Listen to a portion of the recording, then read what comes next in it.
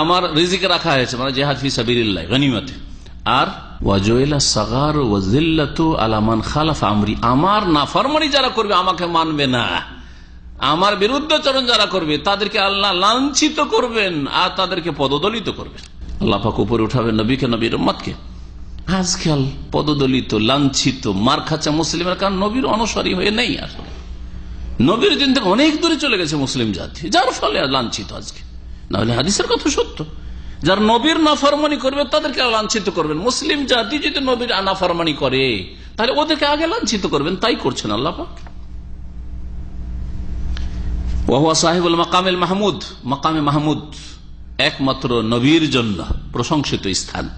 সেটা কি? আল্লাযী ক্বালা তাআলা ফীহি, যে সম্পর্কে আল্লাহ পাক বলেছেন সূরা বনী ইসরাঈল আয়াত নম্বর 79-তে, ওয়া মিনাল লাইলি ফাতাহাজ্জাদ বিহি নাফিলাতাল লাকা আসা আন ইয়াবআসাকা রাব্বুকা মাকামাম মাহমুদা।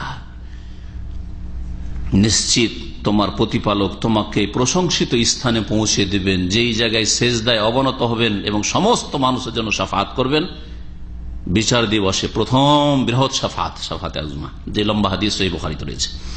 আল মাকাম এমন জায়গা, আল্লাযী ইয়াকিমুহুল্লাহু ফীহি লিশ-শাফাআতি লিন-নাস, যেই জায়গায় আল্লাহ পাক তাকে দাঁড় করবেন মানব জাতির শাফাআতের জন্য কিয়ামতের দিন।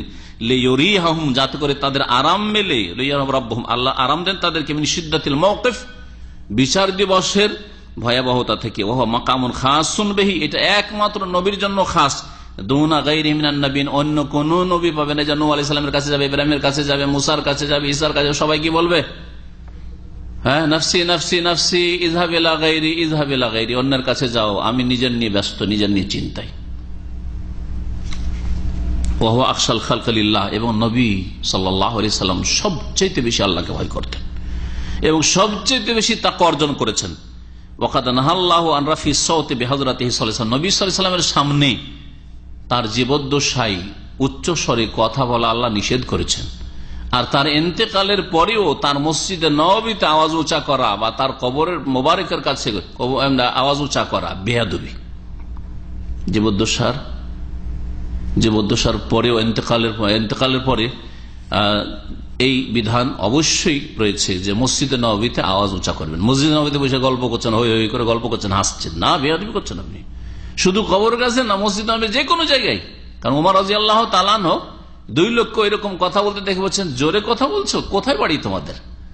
ভেবেছেন যে মদিনার লোক তো এই তার কাছে চাবুক থাকতো, বেত্রাঘাত করতেন চাবুক দিয়ে, সোজা করতেন মানুষকে। বলছে আমিন আহলি তাইফ, আমরা তাইফ থেকে এসেছি। বলছে লাউ কুনতুম আমিন আহলিল বালাদ, তোমরা যদি মদিনা হইতে তাহলে আউজাতুকুম দারবান, তাহলে ভালো করে তোমাদের পিটুনি দিতাম, মার দিতাম। তারফানে আসওয়াতাকুমা ফি মসজিদে রাসূলুল্লাহ সাল্লাল্লাহু আলাইহি ওয়াসাল্লাম, রাসূলুল্লাহ সাল্লাল্লাহু আলাইহি ওয়াসাল্লাম মসজিদে তোমার উচ্চ স্বরে কথা বলো। কি বোঝা গেল? তাহলে মসজিদ নববী তো জোরে কথা বলা বেয়াদবি। আল্লাহ পাক প্রশংসা করেছেন ওই সব লোকদের, ইয়াকুদ্দুন আসওয়াতাহুম ইনদাহু, নবী সাল্লাল্লাহু আলাইহি সাল্লামের কবরের কাছে বা মসজিদে নববীতে তার জীবদ্দশায় তার সামনে যারা আস্তে কথা বলতো তাদের। সূরা হুজরাতের আয়াত নম্বর 3 থেকে 5 মহান আল্লাহ ইরশাদ করেছে, ইয়া আইয়ুহাল্লাযীনা আমানু, হে মুমিনরা, লা তারফাউ আসওয়াতাকুম ফাওকা সাওতিন নবী, তোমরা নবীর ওপর নিজেদের আওয়াজকে উঁচা করিও না। ওয়ালা তাজহারু লাহু বিল কওলি কাজহারি বাযিকুম লিবায, এবং তোমরা তার সামনে ওয়ালা তাজহারু লাহু বিল কওল, তোমরা উচ্চ স্বরে জোরে তোমরা কথা বলিও না, যেমন তোমরা একে অপরের সামনে জোরে কথা বলে থাকো। সাথী সঙ্গীদের সাথে যেমন জোরে কথা বলে থাকেন, ওই রকম কথা আপনি আপনার বসে কফিলের সামনে বলবেন না। আপনি আর এই কফিল তো দূরের কথা, তার নিচে যেগুলো মদির ম্যানেজার আছে তাদের সামনে কথা বলবেন না আপনি উচ্চ স্বরে।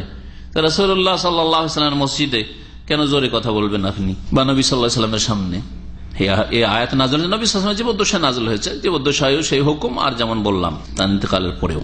এইরকম কাজ করলে কি হবে? আনতাহবাতা আমালুকুম আনতুম লা তাশারুন, তোমরা টেরও পাবে না, তোমাদের আমলগুলি বিনষ্ট হয়ে যাবে, বুঝতেই পারবে না তোমাদের আমল বরবাদ হয়ে গেছে বেয়াদবি করার কারণে নবীর সাথে। ইন্নাল্লাযীনা ইয়াকুদ্দুনা আসওয়াতাহুম ইনদা রাসূলিল্লাহ। আচ্ছা, এইটা শুধু এই ক্ষেত্রে না, আপনাদের দিমাগটা একটু খুলি, না হলে তো সীমিত থেকে যাবে, কারণ ব্যাখ্যা না হলে তো দিমাগ খুলবে না।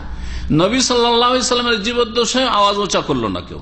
নবী করিম সাল্লাল্লাহু আলাইহি সাল্লাম মসজিদে নববীতে আওয়াজ উঁচা করলো না, নবী সাল্লাল্লাহু আলাইহি সাল্লাম কবর কাছে সালাম পড়তে গিয়ে আওয়াজ উঁচা করলো না।